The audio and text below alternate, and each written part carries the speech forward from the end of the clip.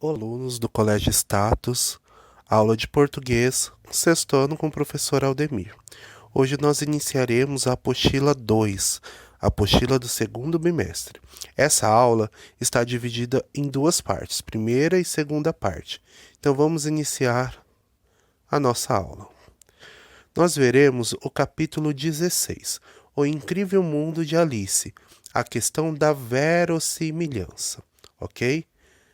Apostila 2, capítulo 16, da páginas 7 a 19. Verossimilhança e narrativa fantástica.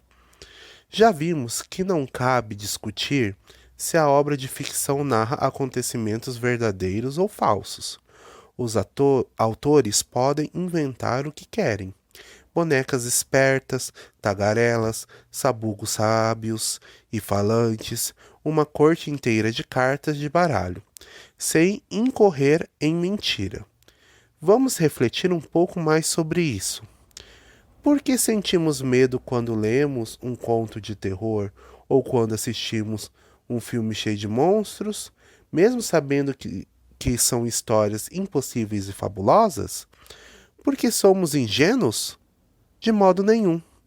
Em uma obra de ficção, o leitor, criança ou adulto, entra num jogo de faz de conta e os acontecimentos mais fantasiosos passam a ser possíveis. Para isso, é necessário que ele se entregue à fantasia e que o autor crie, no texto, as condições para que corram os efeitos pretendidos, efeitos de realidade, aparência da verdade.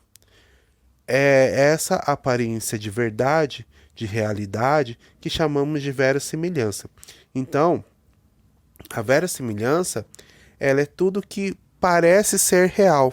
É aquilo que se aproxima, está mais próximo da realidade, da nossa realidade dentro de uma história, ok?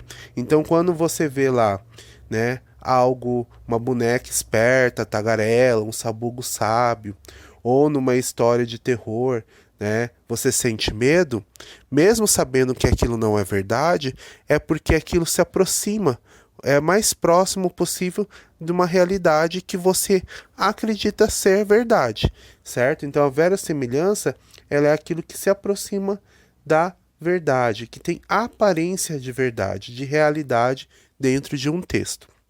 No capítulo do livro Memórias de Emília, que você leu no módulo 7, a boneca diz que o escritor tem de mentir com muita manha para dar ideia de que está falando a verdade pura. Então, esse mentir, né, é no sentido de fantasiar, por isso que é narrativa fantástica. Então, o autor, ele mente, né, de uma forma que parece ser uma verdade. E essa forma que parece ser uma verdade é a verossimilhança, ok? A semelhança com a verdade. Dentro do contexto de verossimilhança, nós temos alguns tipos de verossimilhança. Então, nós vamos ver a primeira, que é a externa. Na página 13, verossimilhança externa. Semelhança entre o mundo ficcional, ou seja, o mundo da mentira, da ficção, né, realidade inventada pelo autor, e o mundo real conhecido pelo leitor. Então, a verossimilhança externa é quando você observa elementos na narrativa ficcional que tem a ver com o nosso mundo, né? Então, a presença, por exemplo, de uma família, né? Uma família você pode ter tanto na história ficcional quanto na vida real. A presença de alguns ambientes, né? Ambientes que podem ter na vida real e também na vida ficcional. Então são coisas que podem acontecer tanto na realidade, na nossa realidade do dia a dia, que também podem acontecer dentro de uma história ficcional, dentro de uma história inventada. E isso é verossimilhança externa, quando tem a ver com o nosso mundo real, ok? Já a verossimilhança interna, vamos lá. Na página 13, continuando. Verossimilhança interna. Resulta da coerência e da coesão entre os discursos e elementos da narrativa. A impressão de verdade está relacionada a convenções do gênero literário. Assim, por exemplo, no conto de fadas Chapeuzinho Vermelho, as falas e ações do lobo não têm verossimilhança externa, pois no mundo real os animais não falam. Então aqui já indica, ó, o que é verossimilhança externa, tudo que tem a ver com o nosso mundo real, ok? No caso, a fala do lobo não tem a ver com verossimilhança externa, porque lobos na nossa vida real, no nosso mundo real, não falam, ok? Entretanto, se as crianças não questionam a possibilidade de os lobos falarem e chegam até a sentir medo enquanto ouvem a história, é porque elas têm a impressão de que aquilo é real. Então, portanto, a história tem verossimilhança interna. Seus elementos são coerentes entre si e com o mundo ficcional maravilhoso apresentado pelo conto.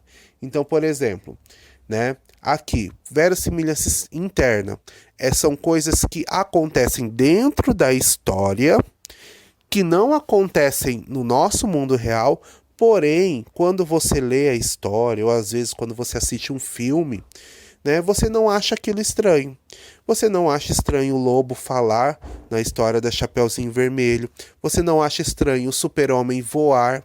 Né? Por quê? Porque dentro do contexto da realidade daquela história, aquilo parece normal. Então você não questiona por que o super-homem voa, né?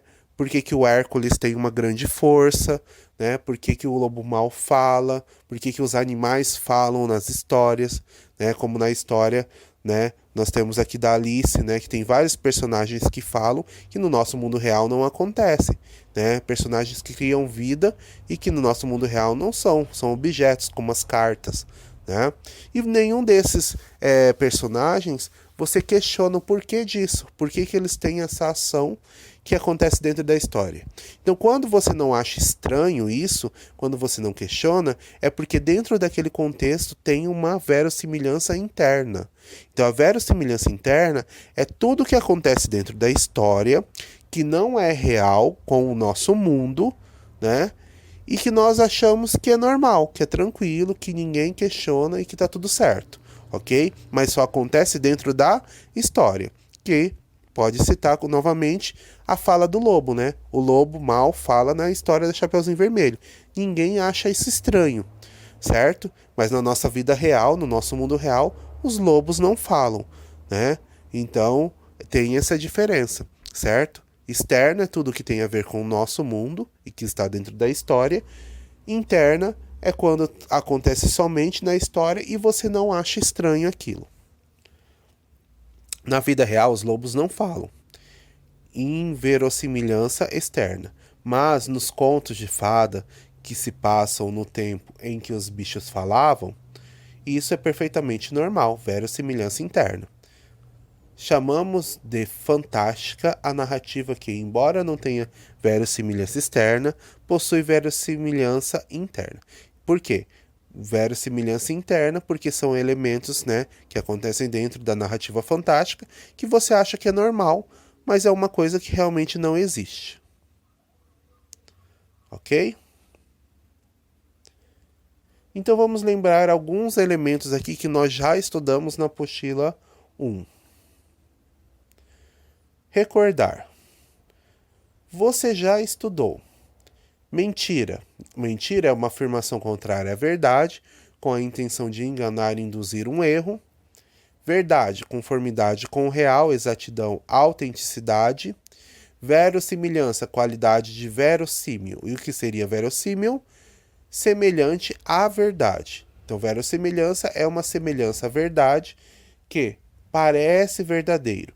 Em obras de ficção pode haver verossimilhança mesmo quando os fatos são fantásticos. Que daí entra a questão da verossimilhança interna, ok?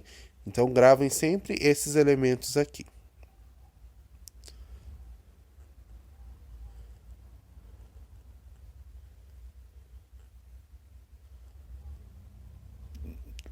O que vocês farão a partir dessa breve explicação? Primeiro, ler o texto das páginas 8 a 11, que é o texto sobre a Alice, ok? Necessita ler esse texto por quê? Porque a partir desse texto você vai fazer as atividades, ok? Então, leia o texto da página 8 a 11. Após ler o texto, fazer as atividades das páginas 14 a 19, ok? Então, façam essas atividades, leiam o texto. Depois que terminar essas atividades, aí você assiste a parte número 2, ok? Ok, iniciando a parte 2, nós temos o capítulo 17 da apostila, as funções dos pronomes na sequência do texto. Vamos lá.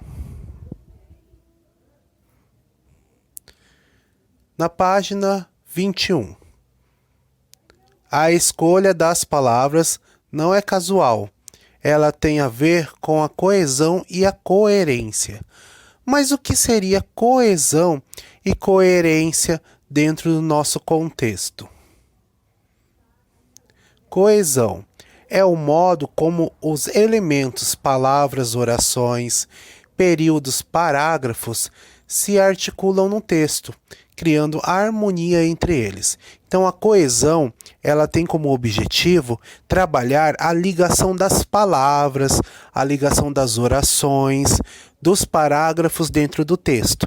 Então, quando você fala que você tem um texto coeso, é porque eles têm ligação de palavras, ligação de palavras que geram sentido para o texto, ok?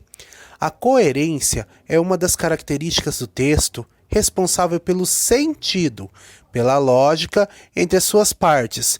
É a constatação de que o texto tem nexo.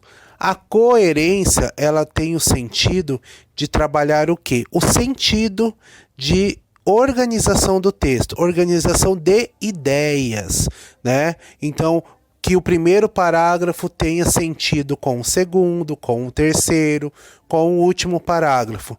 Então, o seu texto ele tem que ter sentido do início ao fim. Você não pode iniciar falando alguma coisa e terminar, né, falando outra que não tem nada a ver com o que você iniciou falando lá no primeiro parágrafo. Tudo tem que ter uma conexão de sentido. E a coerência, ela trabalha isso. Ela trabalha a questão do sentido do texto. A coesão já trabalha a questão das palavras, da organização das palavras no texto, ok? Retomando, página 21, começo lá. Todos nós já dissemos algo e não fomos entendidos, não é? Isso aconteceu porque não fomos claros ou porque o nosso interlocutor não foi capaz de interpretar as nossas palavras. A análise do modo como os textos são produzidos revela um elemento que pode ocasionar a falta de coesão e de coerência. Temas que estudaremos neste módulo. Então vamos ver a questão da coesão e da coerência dentro dos textos, né, que o capítulo vai trabalhar.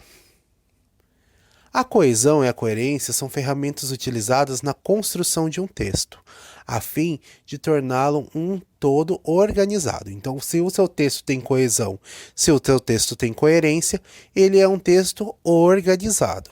Ao produzir um texto, escolhemos as palavras de acordo com o que desejamos dizer. Porque dizemos e para quem dizemos, né? Com essas palavras, vamos formando frases e construindo o texto, com o objetivo de sermos claros e mais precisos possíveis na expressão da nossa intenção e dos nossos sentimentos. Então, quando eu tenho essa organização de palavras, eu estou trabalhando aqui a coesão.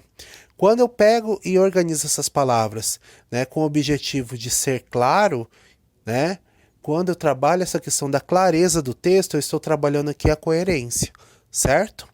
Então, para um texto ser organizado, ele deve ter coesão, organização de palavras e coerência, sentido do texto. Aqui na página 22 nós temos um exemplo, né, ó, retirado do texto Campo de Croquet da Rainha. Bem perto da entrada do jardim, havia uma grande roseira. Então tem aqui a palavra roseira. As rosas que nela floriam eram brancas, né? Nelas quem? Na roseira. Então eu tenho uma conexão de palavras aqui, ó. Roseira com nela. Por quê? Porque nela está representando quem? A palavra roseira que já foi citada antes. Então nelas floriam eram brancas. Mas 3 jardineiros estavam ocupadíssimos pintando as flores de vermelho. Aqui eu tenho a conexão entre a palavra mas, que está fazendo sentido contrário entre a palavra brancas e a palavra vermelhas. E ainda eu tenho aqui a palavra flores, né? A palavra flores, que é um hipônimo da palavra rosas, né? Como assim hipônimo? Hipônimo é o sentido mais específico de um termo em relação ao outro mais geral. Então, por exemplo, flores é o sentido geral. O sentido hipônimo de flores eu posso trabalhar a questão de rosas. Por quê? Porque a rosa é uma flor. Então eu estou deixando aqui um termo mais específico, certo? Então, flores, né? Sentido geral, hipônimo, né? Um termo mais específico relacionado a flores, ok? Então, tudo aqui está gerando uma conexão. Essa conexão que você vê é a coesão do texto, né? Por que que ele utilizou aqui rosas e depois utilizou flores e não repetiu rosas? Por isso mesmo, para não causar repetição no texto. Então, ele utilizou um termo que tem a ver com rosas e que dá um sentido, que dá quase o mesmo sentido, né? Vamos aqui.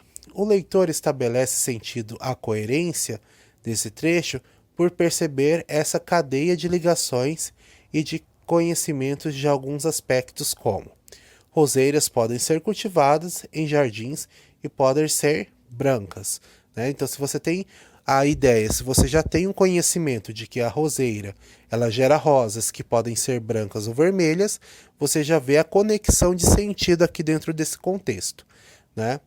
Por se tratar de uma narrativa fantástica, jardineiros podem pintar as rosas de vermelho. Se o leitor não tivesse essa informação, ela não conseguiria ver sentido no fato de jardineiros pintarem de vermelho as rosas brancas de um jardim. Então aqui nós temos o trabalho da verossimilhança interna, né? Os jardineiros pintarem as flores de vermelho, dentro do contexto, você não acha estranho. Por quê? Primeiro, porque você já tem o sentido de coerência de que há rosas brancas e também há rosas vermelhas. Então, os jardineiros pintarem as rosas brancas de vermelho, para você faz sentido dentro do contexto. Então não fica algo incoerente. Gera aí uma coerência dentro desse texto. Ok?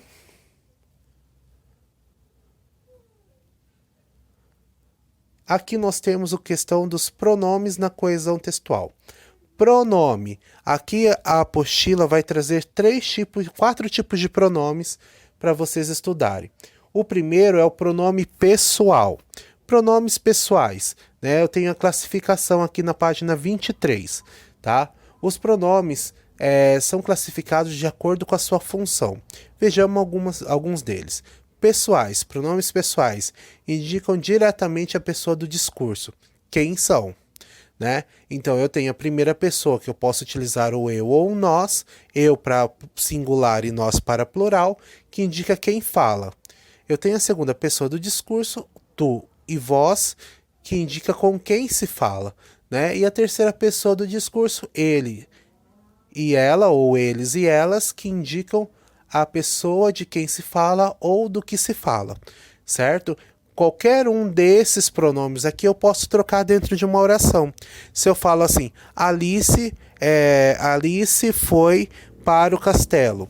Se eu trocar a palavra Alice por ela, né, dá sentido, ela foi para o castelo. Então o pronome pessoal, ele tem esse sentido de substituir o sujeito dentro da oração, facilitando assim, né, a questão de não repetir as palavras dentro do texto, certo? Porque quando eu falo Alice foi para o castelo, vírgula, né? E ao invés de eu falar Alice chegou até a rainha, eu posso colocar Alice foi para o castelo, vírgula, ela chegou até a rainha. E eu sei que esse ela está se referindo a Alice. Então, aí dá todo sentido. Então, os pronomes pessoais, eles têm essa base de dar sentido, de substituir aí o sujeito dentro da oração, tá? Aqui você tem uma tabelinha de pronomes pessoais que você pode usar, certo? Estudem essa tabela, né? Grifem aí na apostila de vocês, que é interessante e importante para ser utilizado depois. Nós temos aqui também os pronomes possessivos, da página 23. Pronomes possessivos têm esse nome porque geralmente indicam que alguém possui algo. Alguém que possui algo, ou seja, é posse, né? Por isso que fala possessivos, é a posse de alguma coisa, né? Então, quando eu utilizo qualquer um desses pronomes, tanto no feminino quanto no masculino, plural e singular, eu estou utilizando um pronome possessivo. Meu caderno, minha caneta, né? Meus livros, né? Minhas canetas, né? O teu caderno, o seu caderno, o nosso caderno, o vosso caderno, o seu caderno ou os seus cadernos, né? Então todas essas palavras são pronomes possessivos que indicam posse de alguma coisa. Sempre quando você observar no texto, em um período, em uma oração, qualquer uma dessas palavras pode grifar e marcar que é um pronome possessivo, indicando posse de alguma coisa, ok? Aqui nós temos também pronomes demonstrativos, tá? E pronomes indefinidos, também na página 23. Pronomes demonstrativos indicam o lugar, ou no tempo e no espaço que alguém ou alguma coisa ocupa em relação às três pessoas do discurso. Então, o pronome demonstrativo demonstra, aponta alguma coisa, que pode ser uma pessoa, um objeto, um animal, né? E assim por diante. Tem que observar o seguinte, esses são os pronomes demonstrativos, ok? Este, esta, isto, esse, essa, isso, aquele, aquela, aquilo, tanto no singular quanto no plural, quando eu acrescento S, tá? O que você tem que observar aqui no pronome demonstrativo? A questão de lugar, onde está, por exemplo. Este ou esta eu uso para coisas que estão muito próximas. Então, este caderno, esta caneta, como se o caderno e a caneta estivessem na minha mão. Então eu falo este caderno, esta caneta.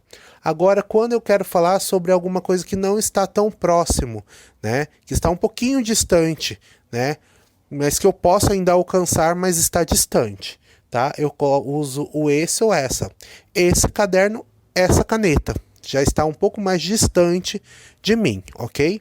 E quando está bem distante, ok? Eu vou utilizar o aquele ou aquela. Então, aquele caderno, aquela caneta, não está distante. Então, gravem muito bem isso. Este e esta para próximo, esse e essa para não tão próximo e aquele e aquela para distante de você, ok? Para indicar o quê? Para demonstrar alguma coisa, um objeto, né? Pode ser uma cidade, pode ser uma pessoa e assim por diante. Eu também tenho aqui os pronomes indefinidos. Já falo, ó, indefinido, aquilo que eu não sei direito o que é ou o que está acontecendo, né?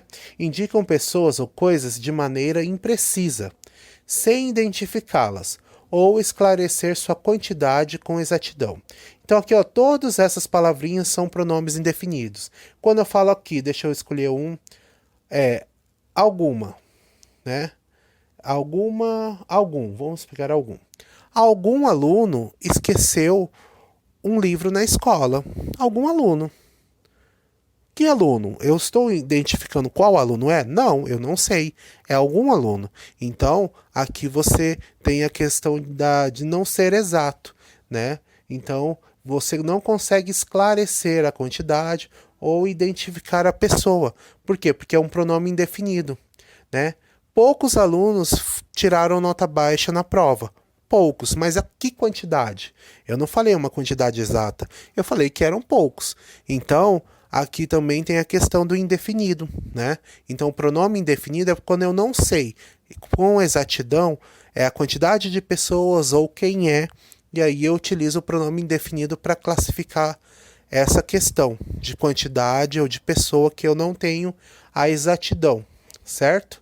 Então, pronome demonstrativo apontar alguma coisa, mostrar alguma coisa, indefinido quando eu não consigo esclarecer ou em relação à quantidade ou em relação a identificar quem é dentro do contexto. Ok? Dando continuação, vocês têm aqui atividades para fazer, tá? Atividades da página 24 e 25, ok? Essas atividades aqui, certo? Atividade número 1, que vai da 24 a 25 até a letra D. Façam essas atividades. Qualquer dúvida, é só entrar no plantão Tira Dúvidas de Língua Portuguesa no plural na segunda-feira, que nós conversamos por lá, ok? Assistam às aulas quantas vezes for necessário e nos vemos até uma próxima aula de língua portuguesa. Até lá!